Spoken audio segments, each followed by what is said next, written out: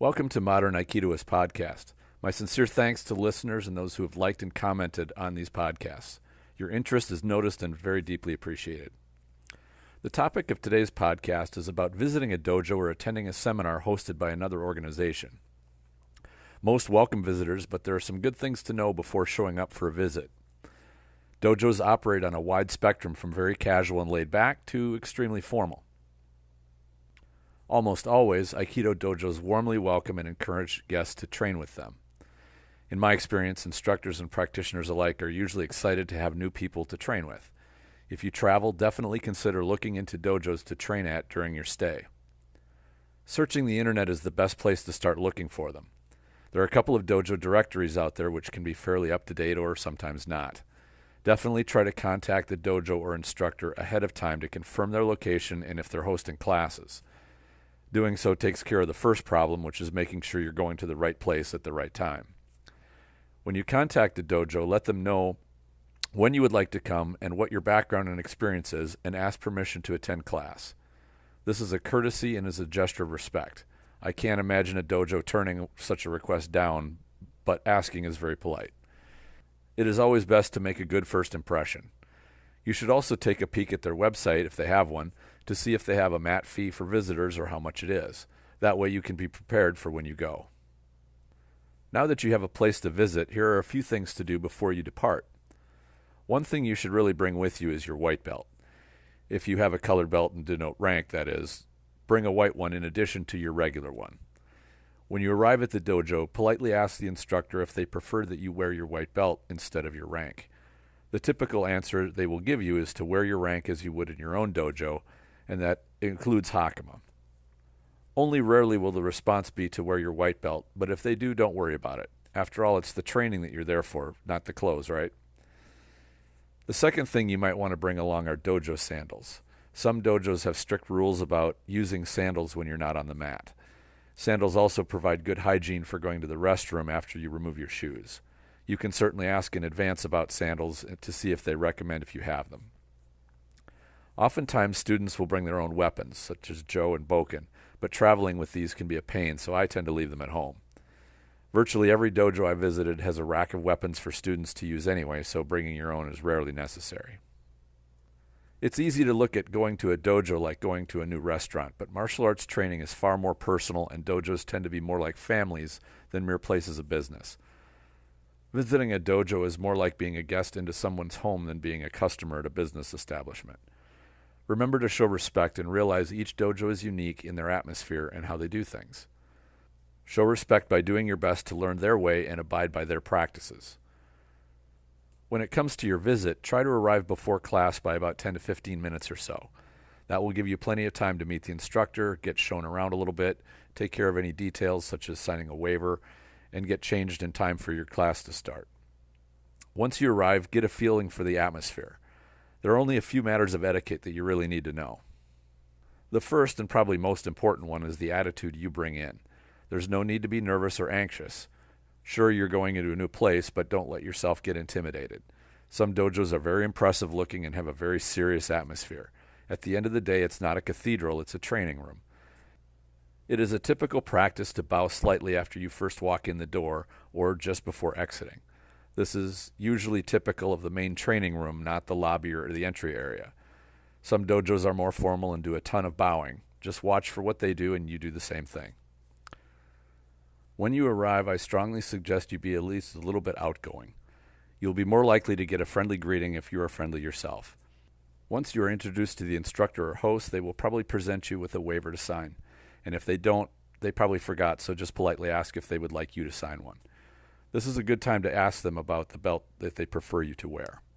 If you're shy at all about asking, it's always appropriate to wear a white belt. You should be honest about your rank and experience if you are asked about it, but if they don't ask, I would consider not mentioning it. Try to overcome any shyness you might have and introduce yourself to the students that are there and chat them up a little bit. Staying silent and changing into your gi does little to break the ice. If you're not the outgoing type, some good starting comments are that the dojo is very nice looking or that you are very excited to be able to visit the dojo during your trip. Good energy is good energy. Once the class starts to line up, take note how they do it. If they line up by rank, assume to line up at the bottom even though you may have been asked to wear your rank. Again, this is a gesture of respect. If they wave you over to line up elsewhere, then follow the instructor's guidance or the guidance of a senior student. Follow class as best you can, and don't worry if you get confused because there are different things that they do than you are used to. You are there to learn first and foremost. Try to do what they do instead of doing what you were shown or the way that you were taught. You're there for a different perspective, so savor it and make the very most of learning these new perspectives. Even bowing in can be vastly different from dojo to dojo. Just follow along as best you can. When it comes to partnering up, a congenial group will make sure that you are not lost or searching for a partner. Eagerly accept every partner who wishes to train with you. I like to bow and say onegaishimasu to every new partner and then offer to shake hands as I give them my name. The verbal greeting seems to help break the ice.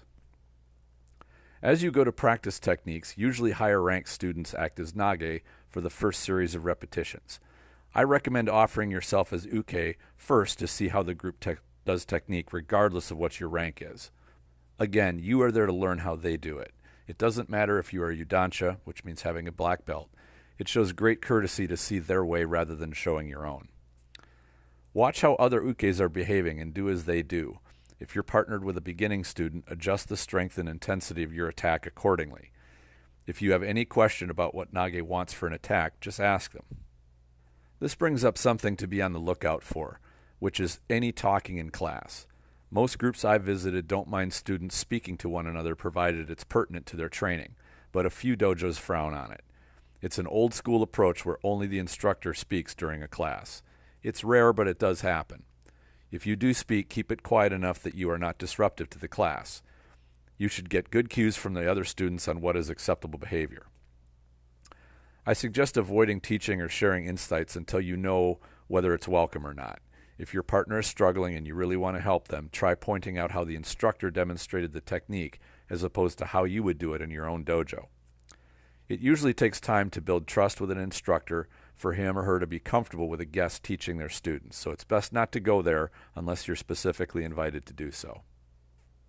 Another old school matter of etiquette is to never walk between the instructor and the Camisa, which is the shrine at the head of the dojo. In my experience with both dojos and seminars, this rarely actually applies because the instructors rarely stay on one side of the room, like near the Camisa. They tend to wander all around the room and help students, so it's nigh impossible to keep from being in between them and the Camisa. One thing you should never do, though, and this is even in the most modern of dojos, is slouch on the ground or lean up against walls during class. You should either sit seiza or cross-legged, which is also called Indian style. If you had bad knees and cannot kneel, inform the instructor before class, and they will guide you to stay standing during demonstrations usually. I've not had to do this, but if I did, I would probably stand off to one side or out of the way as I stood while the other students knelt. If something comes up, an injury or you aren't feeling well and need to be excused, let the instructor know. This is pretty standard in every dojo, but if not, definitely remember to do so. At the end of class, it's not uncommon for students to fold the hakama of the instructor or the senior students. They may also go to put away equipment or tidy up the practice area. Offering to join in and help makes a very good impression.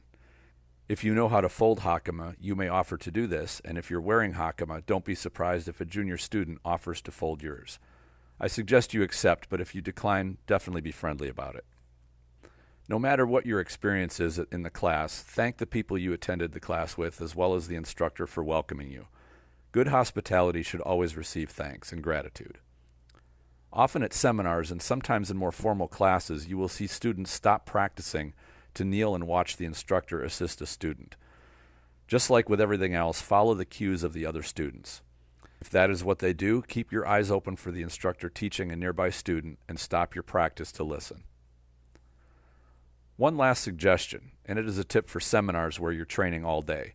It's a great idea to bring an extra t-shirt and at least a gi top. This way, if you get it soaked in sweat in the morning, you can have a dry, fresh gi in the afternoon. It's pretty awful crawling back into a wet, clammy gi. Also, you're doing your training partners a big favor by having fresh clothing. If you can train for hours without breaking a sweat, you're probably not training vigorously enough. I heartily recommend looking for dojos to visit at every opportunity. whether it's while you're traveling for work or even on a vacation. You will likely get some valuable insights and new perspectives. What other topics are you interested in hearing covered in this podcast? Please share your ideas in the comments section if you're watching this on YouTube. You can also go to the Facebook group Aikido the Martial Side and post a comment there. Your input and engagement helps podcasts like these stay around, so please support by liking, subscribing, and sharing. Enjoy your training.